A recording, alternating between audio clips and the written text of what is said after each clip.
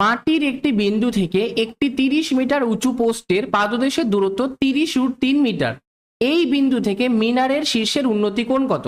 আচ্ছা, মিনার বা তোমরা এটা পোস্টই ধরো, কারণ আমরা প্রথমে এখানটা পোস্ট দেখেছি, যেহেতু দুটোই পোস্ট বা দুটোই আমরা মিনার হিসাবেই কনসিডার করব। বলেছে মাটির একটা বিন্দু থেকে, ধরো মাটির একটা বিন্দু, এখানে একটা বিন্দু আছে, এটা ধরো মাটি আছে, ওকে, বা মাটিটাকে আমি একটু নিচে দিচ্ছি, এটা একটা বিন্দু আছে, বিন্দু থেকে 30 মিটার উঁচু পোস্টের পাদদেশের দূরত্ব 30√3। তাহলে এখান থেকে ধরো একটা পোস্ট আছে, এটা একটা পোস্ট আছে, এর পাদদেশ কোনটা? এই পয়েন্টটা, এইটুকুনির দূরত্ব আমাদের কত বলে দিয়েছে? 30√3।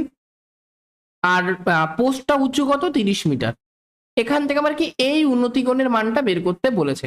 তাহলে এখান থেকে কি 30√3টা কি হয়ে গেল আমাদের ভূমি বা বেস, 30টা হয়ে গেল আমাদের হাইট বা কি বলবো পারপেন্ডিকুলার পি, আর এটা হলো হাইপোটেনিয়াস। ওকে, হাইপোটেনিয়াস আমাদের কোনো কাজে লাগছে না, এটা দরকারই নেই।